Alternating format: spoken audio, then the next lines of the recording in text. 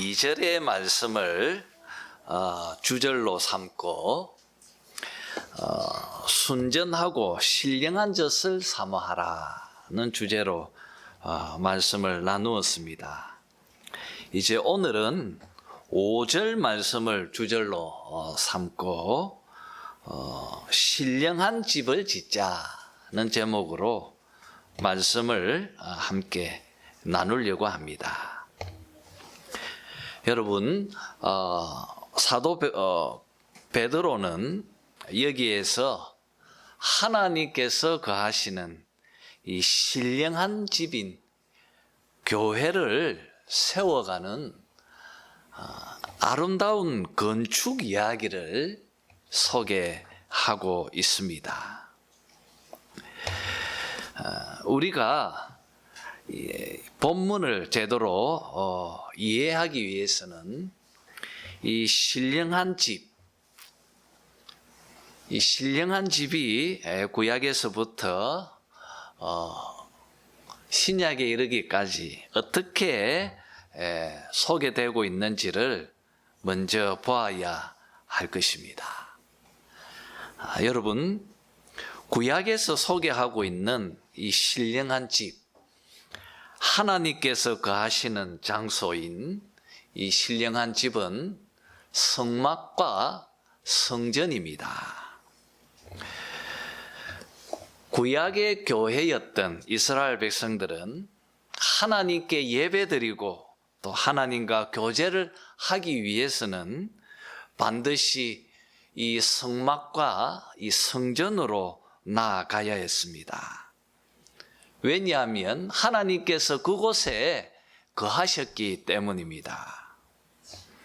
그리고 성전에서 하나님과 죄인된 이 백성들 사이를 중재하는 사역을 하는 이 제사장들이 봉사하고 있었습니다. 제사장들은 성전에서 백성들의 죄를 속하기 위해서 날마다 짐승의 피를 뿌렸고 또 제단에서 제물을 불태웠습니다. 그러나 여러분, 새 시대가 왔습니다. 그림자였던 성전의 실체이신 예수 그리스도께서 이 땅에 오셨습니다. 이제 실체가 나타났기에 그림자였던 구약의 성전은 더 이상 필요치가 않았습니다. 이제 눈에 보이는 이 시온산에 있는 성전 중심의 종교가 이제 폐해진 것입니다. 여러분, 바로 이것을 세밀하게 추적하고 있는 책이 요한복음입니다. 우리 한번 요한복음 2장 19절을 찾아서 읽어보도록 합시다. 요한복음의 주제 기절입니다. 요한복음 2장 19절입니다.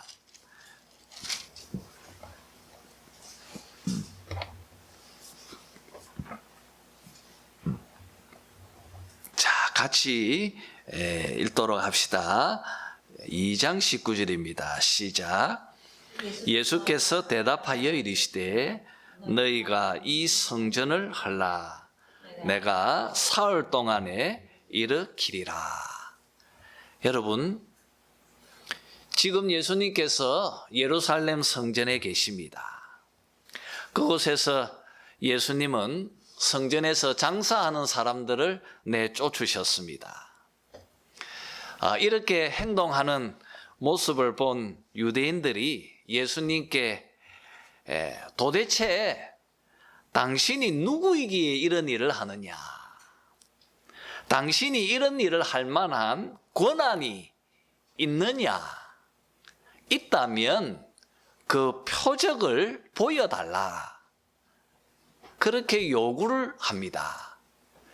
그 요구에 예수님께서 주신 답변이 바로 오늘 이 말씀입니다. 이 성전을 헐라.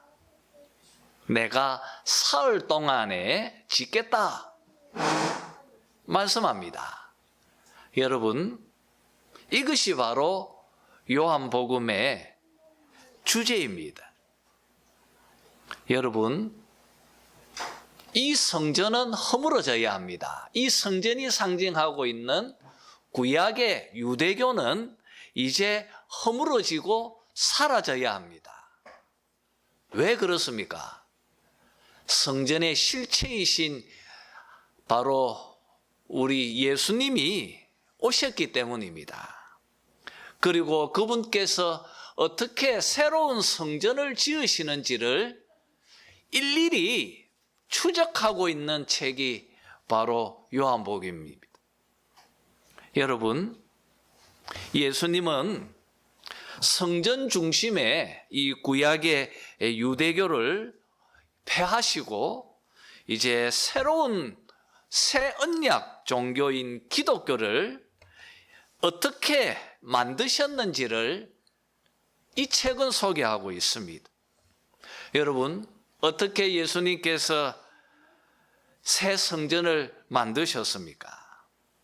그리고 예수님은 어떻게 새 언약 공동체인 이 기독교를 만드셨습니까?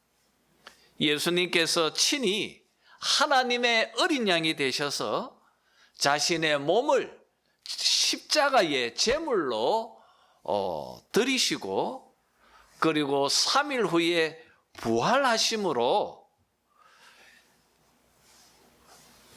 옛 종교는 사라지고 이제 새 성전, 바로 이 기독교를 세우셨다는 것입니다. 여러분, 예수님께서 3일 만에 짓겠다고 말씀하신 이 새 성전, 바로 이것이 오늘 베드로가 본문에서 소개하고 있고 그리고 우리가 다루려고 하는 바로 그 신령한 집입니다. 그러면 여러분, 예수님께서 십자가와 부활로 지으신 이 새 성전, 이 신령한 집은 구체적으로 무엇입니까? 그것은 무엇입니까?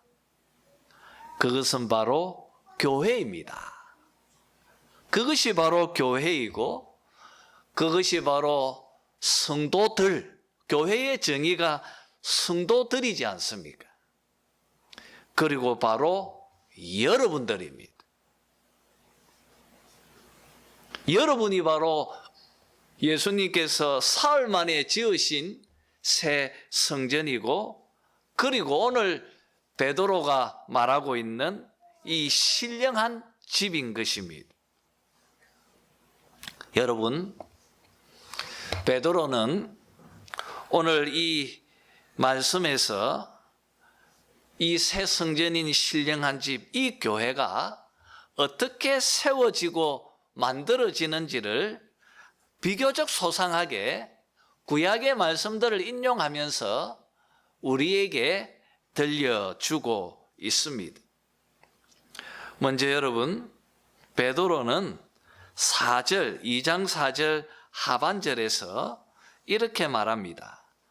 보배로운 산돌이신 예수께 나아가라고 그렇게 이 건축 이야기를 시작합니다. 보배로우신 산돌이신 예수께 나아가.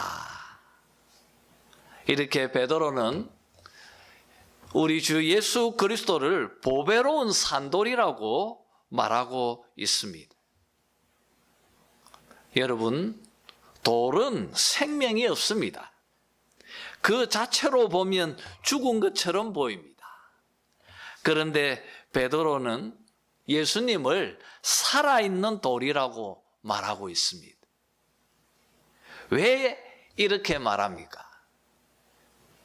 왜 베드로는 예수님을 살아있는 산돌이라고 말하고 있습니까? 그 이유는 예수님이 죽은 자 가운데에서 부활하셨기 때문입니다. 부활하셨기 때문입니다. 그의 부활로 말미암아 그는 살아있는 돌이 되었다는 것입니다. 그리고 베드로는 계속해서 6절에서 이사야 28장 16절 말씀을 인용하면서 이 보배로운 산돌을 솔로몬이 시온에 건설할 성전 자리에 놓아둔 그 보배로운 모퉁이돌에 비유하고 있습니다. 솔로몬이 성전을 건축할 때에 이 모퉁이돌을 기준점으로 삼아서 돌들을 깎아가면서 하나씩 그 돌을 붙여가면서 아름답고 영광스러운 솔로몬 성전을 지었습니다.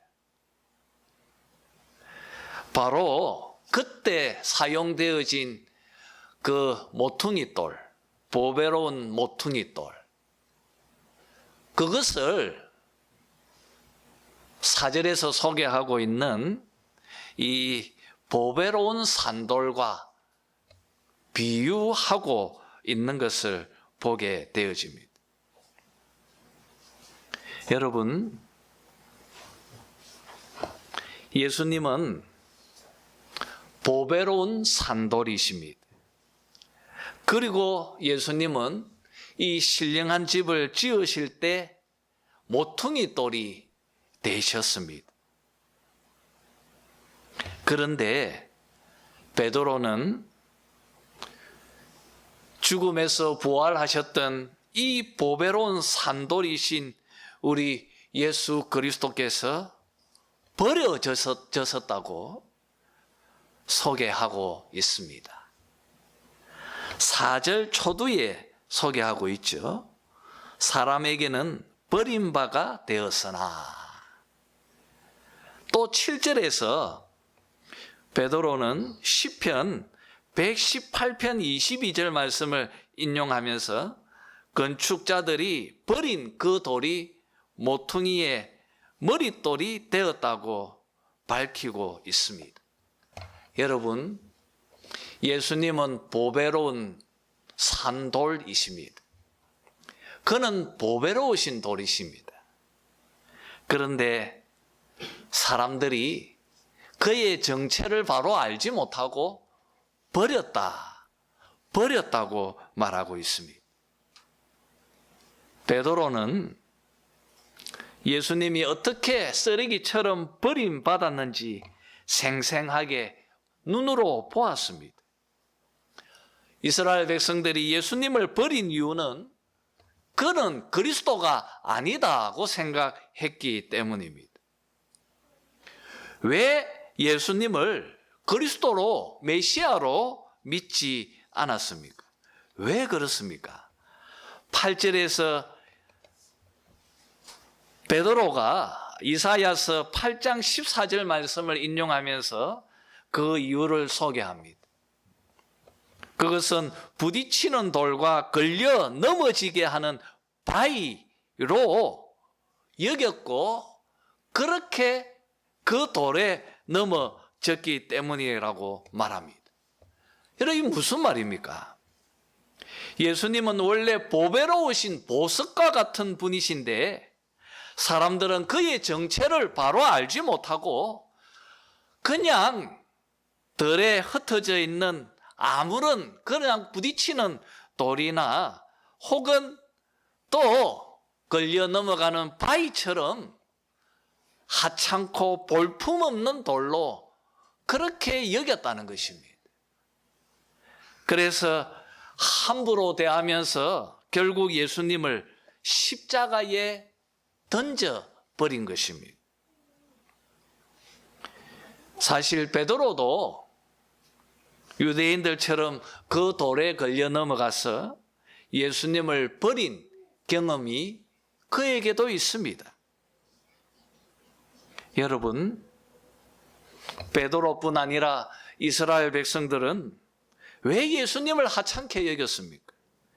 왜 예수님을 그의 정체를 바로 보지 못하고 십자가에 내어 주었습니까? 무엇 때문입니까? 8절 하반절에 베드로는 이렇게 말합니다. 그들이 말씀을 순종하지 아니하므로 넘어진 것이라고 말하고 있습니다. 그리고 이 모든 것은 하나님께서 정하신 것이라고 밝히고 있습니다. 여러분, 예수님은 구약의 예언들을 하나하나씩 이루시고 성취하셨습니다. 그들은 예수님께서 구약의 예언들을 성취해 가는 것을 보면서 그분이 바로 보석이시고 그분이 바로 메시아고 그분이 그리스도라는 것을 깨달아야 했다는 것입니다. 지금 베드로는 구약에 있는 말씀들을 일일이 예언해 가면서 예수님이 어떻게 그것을 하나하나 성취하고 이루셨는지를 지금 본문에서 소개하고 있습니다. 이처럼 이스라엘 백성들도 예수님이 구약의 말씀을 성취하고 이루어 나간다는 걸 보면서 이분이 바로 그리스도가 맞구나 하는 것을 깨달아야 했고, 그리고 그분께서 하고 계시는 그 말씀이 얼마나 권세 있고 능력 있는지를 깨달아서 그분의 그리스도 되심을 알아야 했다는 것입니다. 그런데 그들은 그 말씀에 순종하지 못하고, 그리고 예언이 어떻게 성취되어지는지도 관심이 없었습니다. 결국 예수님은 백성들에게 버림받아서 십자가에서 죽으시고 장사되셨습니다. 그런데 놀라운 일이 일어났습니다. 죽으신 그리스도께서 다시 살아나신 것입니다. 예수님께서 부활하셨습니다. 그분이 부활하심으로 자신이 바로 보배로운 산돌이라는 것을 보여주었습니다. 진실로 그분이 바로 그리스도 되심을 밝혀주셨습니다. 여러분, 그리스도께서 부활하심으로 우리 예수님만 보배로운 산돌이 되신 것이 아니라 베드로는 5절에서 우리들도 예수님의 십자가와 부활을 마음으로 믿고 그 복음을 순종하는 우리들, 바로 너희들도 그리스도 안에서 산돌이 되었다고 말하고 있습니다. 5절 초반부에 너희도 산돌같이 말하고 있습니다. 여러분, 우리도 산돌이 되었습니다. 어떻게 우리가 산돌이 되었습니까? 1장 3절에서 그리스도께서 부활하심으로 우리가 거듭남으로 산돌이 되었다고 우리는 이미 1장에서 보았습니다. 여러분, 한번 마음속에 생각해 보시기를 바랍니다. 베드로의 말처럼 우리들은 모두가 다 흩어져 있는 나그네들입니다. 이 표현처럼 우리는 모두가 다 들판이나 산에 버려져 있던 무가치한 돌과 같은 자들이었습니다. 그런데 한 사람 한 사람 하나님께서 예정하시고 거듭나게 하셔서 우리를 하나님이 원하시는 모습대로 그 모양과 형상으로 일일이 깎으셔서 모퉁이 돌이신 보배로운 산돌이신 그 예수 그리스도 바로 옆에 우리를 만들어서 세워서 우리도 그 보배로운 산돌과 연합하여 산돌이 되며 하나님이 기뻐하시는 아름다운 신령한 집을 세워가도록 하셨다는 것입니다. 여러분, 바로 이것을 베드로는 5절에서 우리에게 전하고 있는 것입니다. 똑같은 말씀을 우리는 에베소서에도 보게 되어집니다. 한번 찾아서 읽어보죠. 에베소서 2장 19절에서 22절 말씀입니다. 에베소서입니다.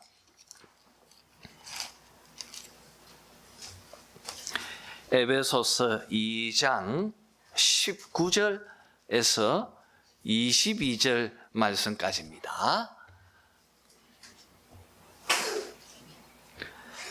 자, 우리 한번 다 같이 읽어보죠. 시작.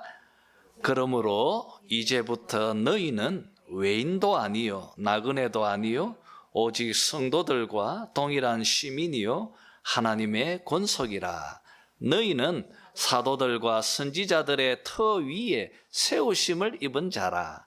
그리스도 예수께서 친히 모퉁이 돌이 되셨느니라. 그의 안에서 건물마다 서로 연결하여 주 안에서 성전이 되어가고 너희도 성령 안에서 하나님이 거하실 처소가 되기 위하여 그리스도 예수 안에서 함께 지어져 가느니라.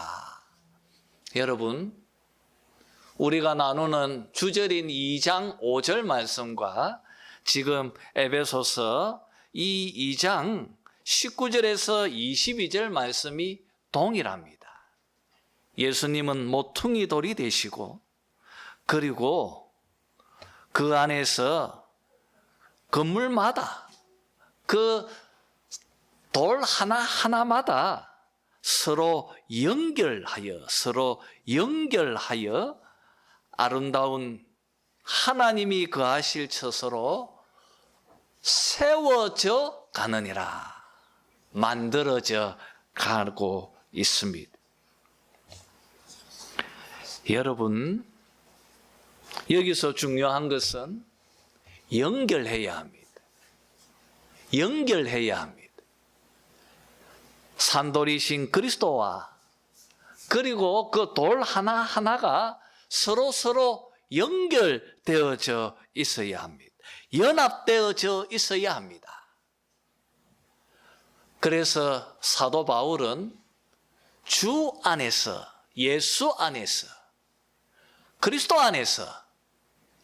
안에서라고 하는 말을 계속 반복하고 있는 이유가 이 집을 건축하고 세워갈 때 서로 연결되어져 있어야 합니다. 예수 그리스도와 영적으로 하나가 되고 우리 성도들끼리 유기적으로 서로 하나가 되어야 합니다. 여러분, 무엇이 하나 되게 합니까? 성령 안에서 성령께서 우리를 서로 엮어주고 하나가 되게 하는 것입니다. 그러면서 아름다운 하나님이 거하시는 집으로 세워져 가는 것입니다. 사랑하는 성도 여러분, 이 교회는 완성되어져 있는 것이 아닙니다. 완성을 향하여 지어져 가고 있고 만들어져 가고 있고 세워져 가고 있다는 것을 깨달아야 할 것입니다. 자, 그리고 베드로는 계속해서 2장 5절 말씀이죠. 5절 말씀 하반절에 이렇게 신령한 집을 우리가 건축해서 그 새 성전에서 우리가 봉사하도록 부름을 받았다고 말하고 있습니다. 우리 2장 5절을 한 번 더 읽어봅시다. 자, 2장 5절 한 번 더 읽도록 하겠습니다. 시작. 너희도 산돌같이 신령한 집으로 세워지고 예수 그리스도로 말미암아 하나님이 기쁘게 받으실 신령한 제사를 드릴 거룩한 제사장이 될지니라. 여러분, 우리가 신령한 집을 세워서 그 집에서 예수 그리스도로 말미암아 하나님이 기쁘게 받으실 신령한 제사를 드리는 거룩한 제사장이 될지니라 말하고 있습니다. 구약시대의 제사장들은 성전에서 짐승으로 제사를 드렸습니다. 그러나 새시대에 그리스도께서 건설하신 이 새 성전인 이 신령한 집은 신령한 제사를 드린다고 말하고 있습니다. 신령한 이 거룩한 제사장들이 신령한 제사를 드린다고, 그렇게 드려야 한다고 말하고 있습니다. 여러분, 신령한 제사는 무엇일까요? 무엇이 신령한 제사입니까? 여기에 대해서 답을 주고 있는 말씀이 로마서 12장 1절 2절 말씀입니다. 우리가 다 너무나 잘 알고 있는 말씀인데요. 한번 찾아서 읽도록 합시다. 로마서 12장 1절 2절입니다.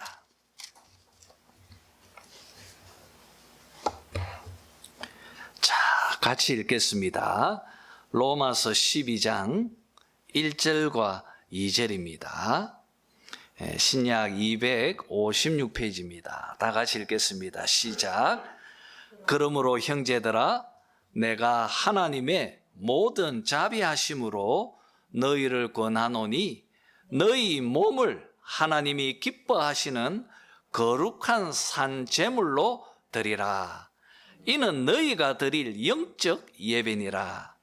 너희는 이 세대를 본받지 말고 오직 마음을 새롭게 함으로 변화를 받아 하나님이 선하시고 기뻐하시고 온전하신 뜻이 무엇인지 분별하도록 하라. 여러분, 무엇이 신령한 제사입니까? 우리 몸으로 드리는 영적 예배입니다. 그리고 2절의 표현처럼 마음을 새롭게 해서 하나님의 선하시고 기뻐하시고 온전한 뜻을 분별하여 성취하고 이루는 것. 우리의 몸으로 드리는 것. 우리의 삶을 통하여 하나님 앞에 제물로 바치는 것.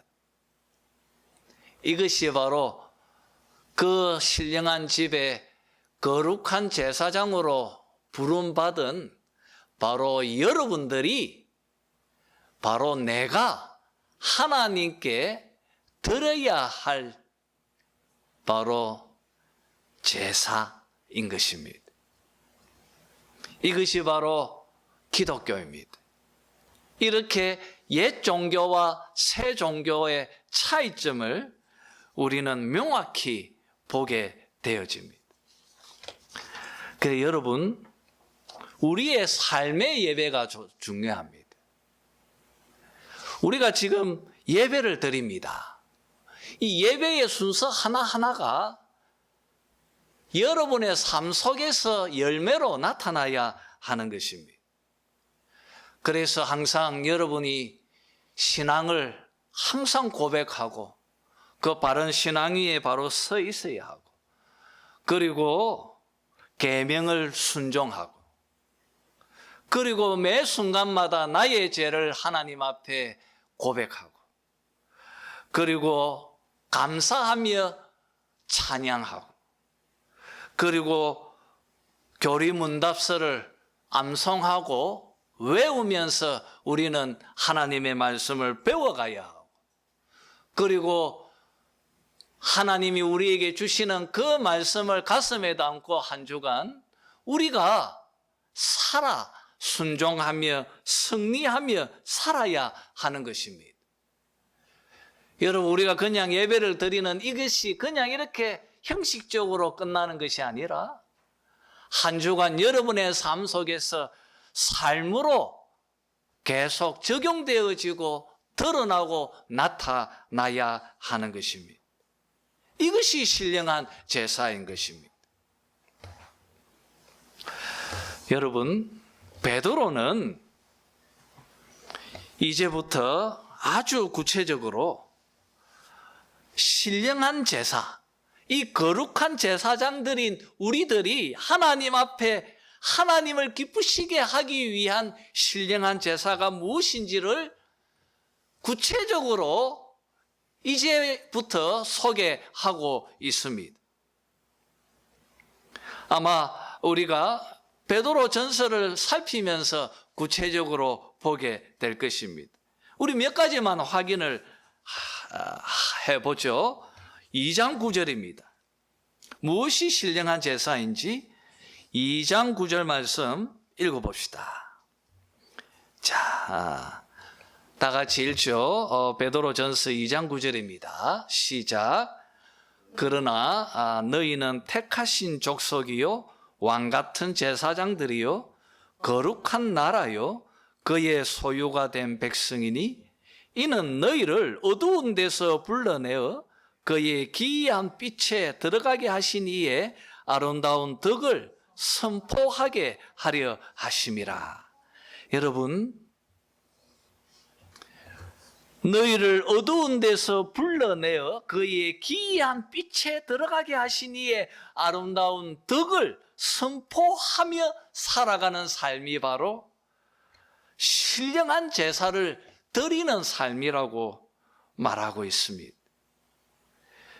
우리를 거듭나게 하시고 우리를 구원하게 하신 그 하나님과 예수 그리스도의 아름다운 덕, 그분께서 보여주신 그 아름다운 덕을 이 세상 사람들에게 선포하는 삶을 살아가는 것이 바로 신령한 제사라고 말하고 있습니다. 두 번째로 여러분 20절 21절을 읽어보죠. 2장 20절 21절입니다.